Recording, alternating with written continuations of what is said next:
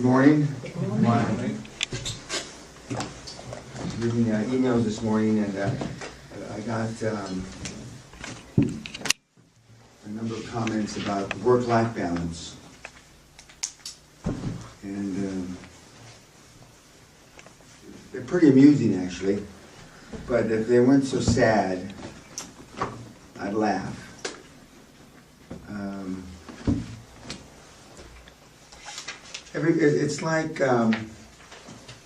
It's like a drug addict, although I'm not a drug addict, but I've known plenty. It's like a drug addict that knows one guy that got clean.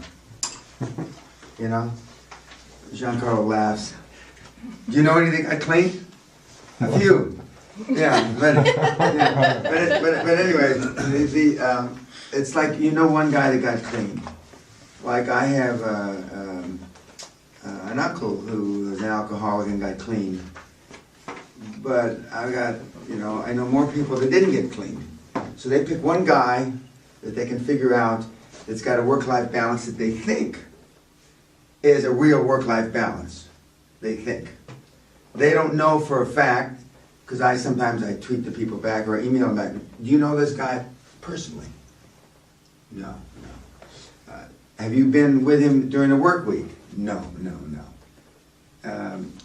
But they reach out and they grasp at some straw like a drowning person to try to justify their existence by their 20, 30, 40-hour work week, as opposed to the guys that are on this wall of my influencers and myself, many of which these guys I know personally, or knew personally, because many of them are dead now, and they all had extremely stringent, focused work ethics. They just did. Legend has it that Walt Disney, if there was ever a slappy happy guy in the world, it's Walt Disney, right? Kids, Donald Duck, Mickey fucking Mouse, all this shit, right? He used to work 90 to 120 hours a week. Now he was drawing cartoons and he was being slappy happy and, you know, but he was still working 90 to 120 hours a week. Do you think he built fucking Disneyland on 35 hours a week? I mean, what the fuck's wrong with you people? I don't understand. And it's not frustration in my voice, although my vocal cords aren't used to screaming so much. So about this day is when my vocal cords get a little tender and then they get tough again the next couple of days. But there is no work-life balance, and like Jack Welch says, there's work-life choices. You either make the choice or you don't make the choice. And it's that simple. It's that simple.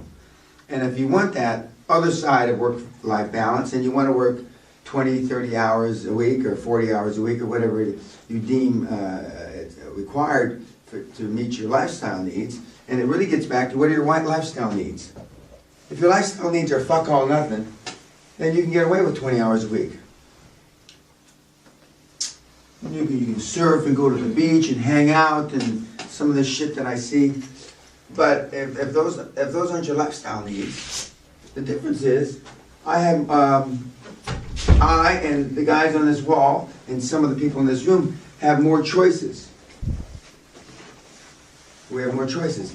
I have the choice to mentor you for free for 1 year. Now, none of these other dipshit coaches have that choice. Just think about it. They can't do that. And the few that have the money to do it, don't do it. I hadn't really thought about it until just this moment. Maybe it's an epiphany.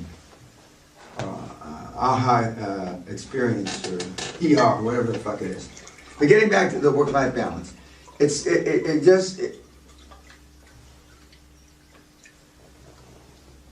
Most world-class athletes are world-class athletes because they have focus, structure, they work hard. Haydn's up here because of his 6, 7 gold medals, because I like to look at him because, you know, he used to walk bow-legged. His thighs were so big from skating 6 to 8 hours a day for 15, 20 years, he couldn't walk straight. Now he's a successful medical doctor. But I mean, he walked like this. And when I first started giving this seminar, Is that work-life balance? You know, and we got Arnie here. When he was laughing at Justin Bieber, and he says, "Are you fucking kidding me?" When Justin Bieber made a muscle like this, you know, this isn't real. Obviously, this is made up. But is that work-life balance? You know, it was Mr. Olympia or Mr. whatever he was 7, 8 times. But they found some little shitbag that works 31 hours a week, who made a couple $1 million, and oh yeah, well, so-and-so dipshit only works 31 and a half hours a week, and you know, there is no such thing as work-life balance. There's only work-life choices. Now, last night you all went out to dinner, not necessarily to bond. I went to sleep early. Actually, I very seldom read before I go to bed, because I don't read hardly any books. But I read about a chapter of a book last night, and then I fell asleep. But how was dinner? Oh, you went to my unfavorite place, right? Yeah, I don't like that restaurant. I don't like the restaurant because I don't like the chef. But I'm not going to slam him on YouTube. But a funny joke, many years ago, we went in there, and the guy we went with your former mentor, and he tried to pay with a Black American Express card, you know, and they don't take Black American Express cards, if you recall. And he said, "What? Isn't this the civilized world?" I said, "No, this is Scotland." It might have been the first Black American Express card they ever saw, because I don't think Sally or I ever used ours there. Today we're going to have more role playing. Today we're going to, I'm going to talk some more about the success test. We're going to go talk about mentorships and how you find a mentor, because that question's been asked to me. And just as an aside, if you think you're going to learn all this stuff for $69 and a set of DVDs, you're full of shit. It ain't going to happen. But have you a mentor, and we're going to go through some statistics that are overwhelmingly supportive of the fact that people with mentors, and virtually everybody on this wall has got a mentor, even Bill Gates has a mentor, and his name is Warren Buffett, make significantly more of their lives, and if you're not, cash and money is not the only thing, it's the only thing anybody keeps track of, since the pharaohs, when they're keeping track of their pyramids and the gold they had. But we're going to talk about how you develop a relationship with a mentor, how you find the right mentor for you, and you can have more than one mentor. I don't necessarily suggest that. I have 3 mentors, but for 3 different areas. One to get my head screwed on straight when I was a young kid, one to help me in the energy business, which is what's my big first quantum leap into, and the third was the general business, which was Costa Grazos, the right-hand man of Aristotle Onassis. So we're going to talk about that.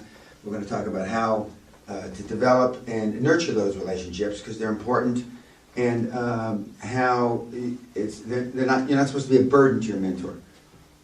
You make it easy for him or her. And we'll spend a good amount of time on that. And then we're going to have a role play, you pitching a gal or a guy to get as a mentor, which is different than pitching a bank. It's different than pitching an accounting firm or pitching a law firm to be an extension of your dream team. Now, I can't emphasize enough, and one of the things on the back, in between the Hall of Fame and my influencers, is my first dream team. And that very first dream team that I had, I bought, because acquired a company that had 3/4 of my dream team, or my dream board, were already on the board. And I didn't call them the dream board or dream team at the time. I only came up with those names later when I developed the QLA. But, and how important those people are. Are there any questions? We didn't have any homework last night. I got your weekly report. Anything? No questions. Okay, we'll see you at lunchtime.